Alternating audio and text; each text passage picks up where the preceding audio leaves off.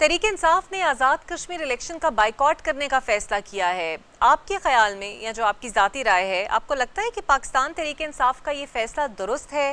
اور یہ کہا جائے کہ شکست کے خوف سے انہیں پتہ ہوگا کہ شاید وہ اتنی سٹرینتھ شو نہیں کر پائیں گے، یا پھر ایک بیانیہ بنانے کے لیے انہوں نے ایک قدم اٹھایا؟ بہت شکریہ اکرام مدعو کرنے کا۔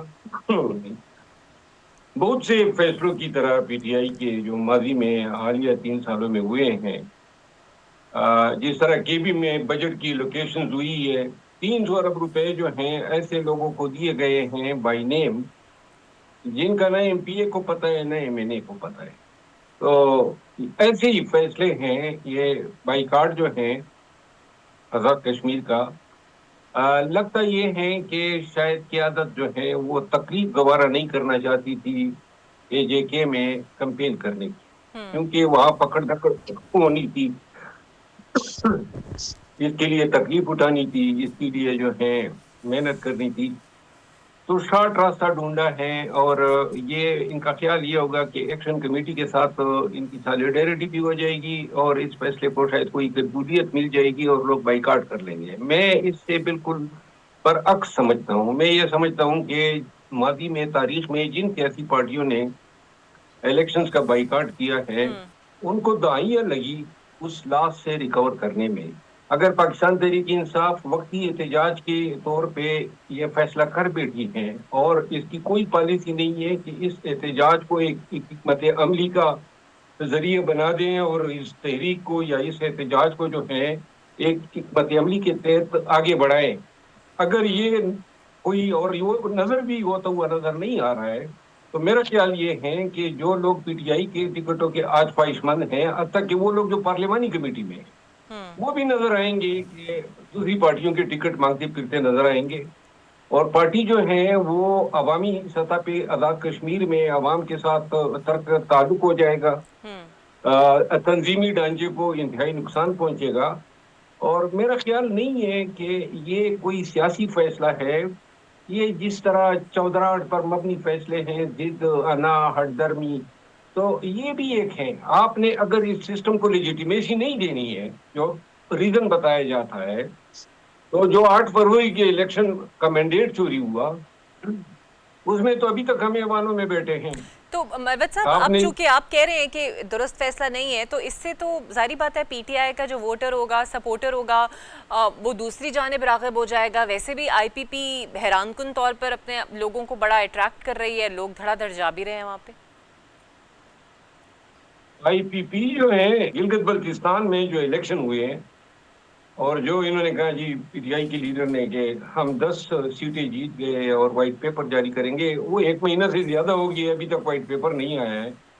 حقیقت یہ ہے کہ پی ٹی آئی وہاں پہ صرف 2 سیٹیں جیتی تھی، جس میں ایک نیک نام صاحب جو ہیں وہ کسی اور پارٹی کو بدنام ہو گئے، اور ایک سیٹ رہ گئی پی ٹی آئی کے پاس۔ اور یہ میں نے پہلی دفعہ دیکھا لوگوں کے ووٹنگ پیٹرن میں جو ہے تبدیلی آئی۔ فروری 8 2024 میں الیکشن نے یہ مہر ثبت کی تھی کہ جو الیکٹیبلز ہے ان کی اہمیت نہ ہونے کے برابر رہ گئی ہے، لیکن بالکل۔ گلگت بلتستان کے الیکشن میں وہ الیکٹیبل جو ہے ریٹرن کر گئے، اور اس کا سب سے بڑا ڈیمیج سیاسی پی ٹی آئی کو ہوا ہے۔ اور میرا خیال ہے ان کو یہ بھی ادراک تھا کہ کام اور کمپین تو کرنی ہی نہیں ہے، تو وہ جو الیکشن کے نتائج ہیں اے جے کے میں، وہ بلتستان کے ہی طریقے سے آنے تھے، تو اس خفت سے بھی بچنا تھا۔ تو لہٰذا ان تمام چیزوں کا مجموعی طور پہ انہوں نے یہ فیصلہ کر دیا۔ پارٹی جو ہے وہ وقتی فیصلے کر رہی ہے، مصالحت کے تحت کر رہی ہے، مصلحت کے تحت کر رہی ہے، لیکن جو تدبر ہے، جو پولیٹیکل پریگمیٹزم ہے، وہ ان فیصلوں میں مسنگ ہے۔ اچھا مروت صاحب، حال ہی میں سننے پہ آیا اور بیرسٹر گوہر نے اس کی تصدیق کی کہ حکومت کی جانب سے ایک بہن کو ملاقات کا چانس دیا گیا، لیکن وہ چانس مس اس لیے ہو گیا کہ علیمہ صاحبہ نے اس کو ویٹو کر دیا اور کہا کہ ہوگی تو تینوں کی ملاقات ہوگی، ورنہ کسی ایک کی بھی نہیں ہوگی۔ آپ کو نہیں لگتا کہ اگر ایک موقع ملا تھا تو اسے اویل کر لینا چاہیے تھا، ایک بہن کو ملاقات کر لینی چاہیے تھی، تاکہ خان صاحب کی حالت کیسی ہے، ذہنی حالت کیسی ہے، طبیعت کیسی ہے، کچھ معلومات پتہ ہوتی، باہر آتی؟ جہاں تک مجھے علم ہے، خان صاحب نے اس ملاقات میں کے پی کی حکومت کے حوالے سے کوئی بہت ہی اہم فیصلہ جو ہے وہ کنوے کرنا تھا، اور شاید علیمہ خانم جو ہیں وہ اسٹیٹس کو کی جو ہے دلدادہ ہے کے پی کی حد تک. تو لہٰذا یہ ملاقات جو ہے یہ محض اس وجہ سے ملتوی کر دی گئی. باقی تو یہ کوئی ریزن نہیں ہے، اس کے پیچھے کوئی منطق نہیں ہے. 8 مہینوں سے وہ لیڈر جو ہے راہ تک رہا ہے کہ کوئی آئے گا ان سے ملے گا، ان کی خیریت پوچھے گا. اور جب 8 مہینے بعد باری آئی تو آپ نے یہ کہا جی کہ اس کے پیچھے بھی کوئی اسٹریٹجی ہے. اسٹریٹجی تو آپ کی ہے، آپ نہیں چاہتے ہیں کہ خان کا وہ فیصلہ جو احتجاج سے متعلق ہے، جو کے پی حکومت کے حوالے سے ہے، وہ عوام تک پہنچے. تو لہذا صرف اور یہ کنفرم ہے کہ خان صاحب نے جو ہے کے پی کی حکومت کے حوالے سے ایک ٹھوس فیصلہ کیا ہوا ہے.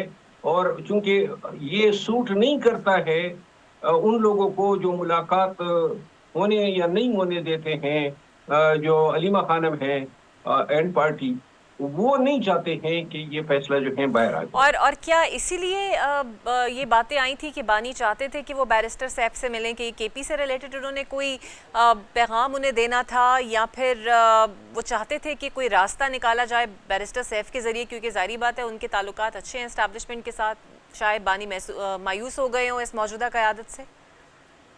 میرا خیال یہ ہے کہ بانی جو ہے شاید ان کو ادراک ہو گیا، احساس ہو گیا کہ کے پی کے حوالے سے وہ بہت پاٹ غلطیاں کر گئے.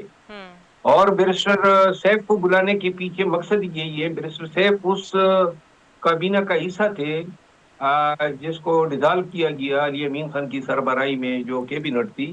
میں ذاتی طور پہ یہ سمجھتا ہوں کہ شاید خان جو ہیں وہ تلافی کرنا چاہتے تھے اور کرنا چاہتے ہیں.